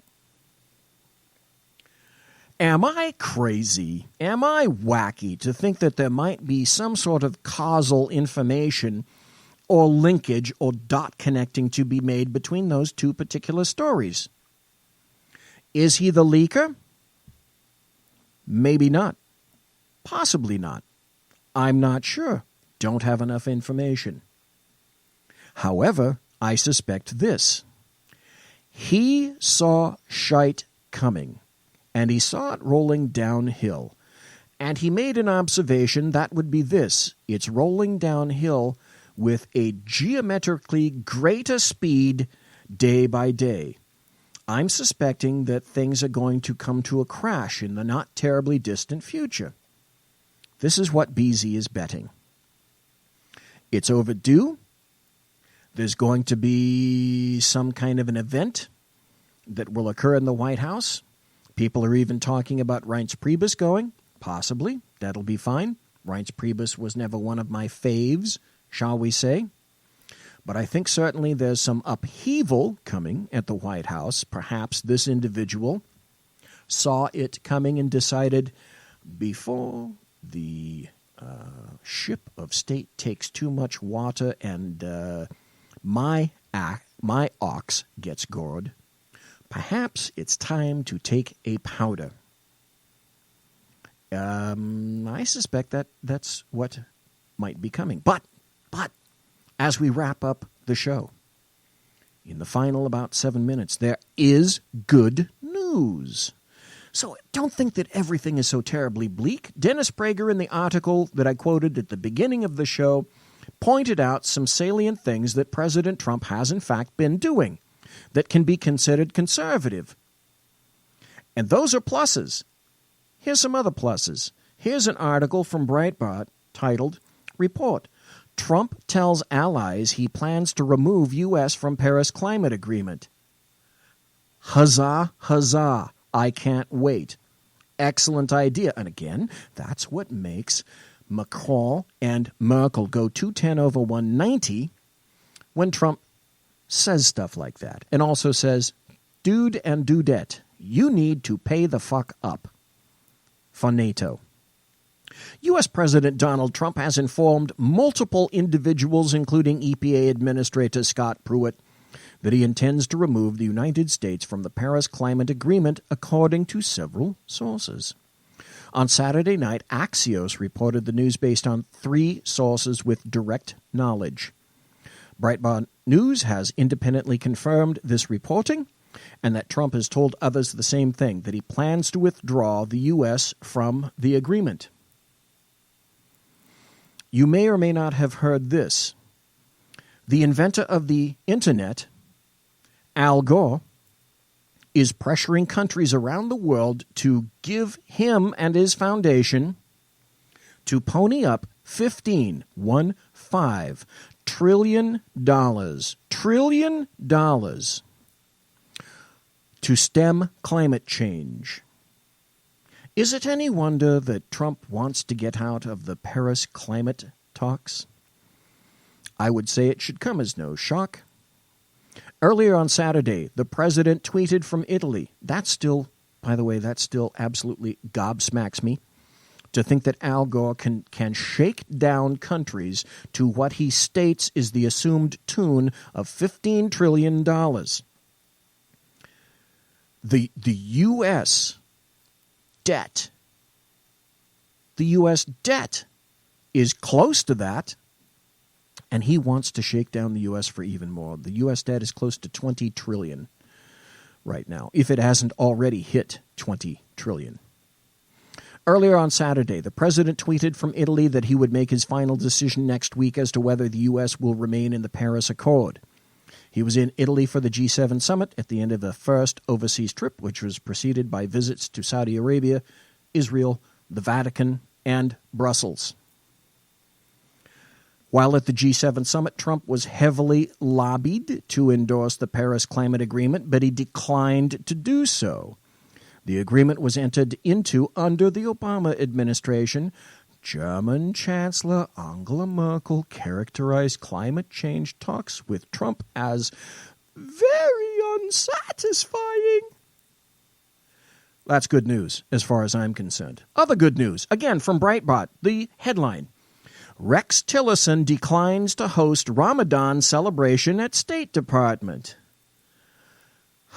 Again, this is long damn overdue.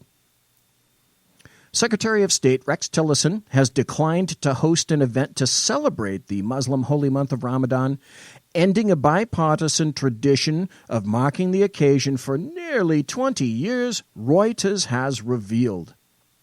Meaning, Reuters wants you to know that Rex Tillerson doesn't like Islam. Tillerson rejected a recommendation from the State Department's Office of Religion and Global Affairs that he host a reception marking Eid al-Fitr. However, a representative for the State Department said that they are still considering options to celebrate the Islamic holy month. We're still exploring possible options for the observance of Eid al-Fitr, which marks the end of the month of Ramadan. U.S. ambassadors are encouraged to celebrate Ramadan through a variety of activities, which are held annually at missions around the world, the spokesperson said. The State Department, of course, already being highly populated, as we all well know, with leftists of every stripe. Leftists, Democrats, who all vote, by the way, as if you didn't know, particularly at the State Department, 95% Democrat. And their candidate was Hillary Clinton. So it should not come as a shock to anyone that some elements within the State Department don't really like Rex Tillerson all that much. And again, of course, that breaks my heart. Does it not break yours? It breaks mine. Consider me completely shattered. Yeah, bullshit. Anyway, it's been a great show. I thank you ever so kindly for listening. Thank you. Make sure that you are here tomorrow for Sackheads. And specifically, come back on Thursday because I'll be talking to Kel Fritzy, and we are going to be speaking about pretty much all things Islam. Wouldn't you guess? Monsieur has unlocked.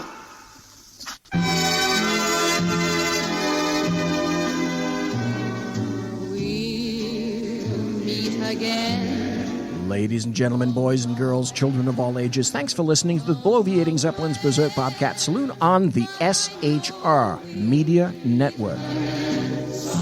You want to contact me, you'll find me on Twitter at BZep, on my blog at bloviatingzeppelin.net, and you can also read the letter from my father. My original intro music is by Possessed Tranquility at ReverbNation.com. I think they did a stellar job. Promotional consideration is also Paranormal by Lockheed Martin, Skunkworks, and the Boeing Company, because if it ain't Boeing, I ain't going. Tiara is by My Little Pony. One of the most important aspects is this: I thank my personal KC-135 Kettle One refueling team, with whom I shall be most closely consorting within the hour. Mos Def. And thank you so kindly for listening live. Thanks to Mary for bringing folks over. Thank you for being involved in the chat room. God bless, take care, be safe. Come back for Sackheads and me on Thursday.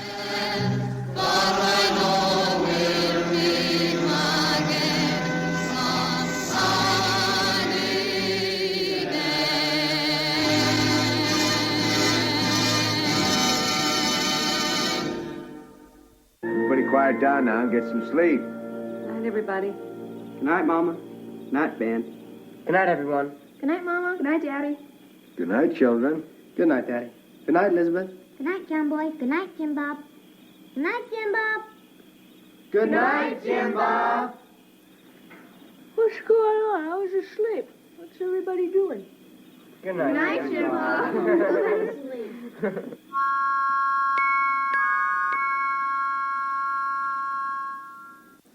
Good night, and good luck.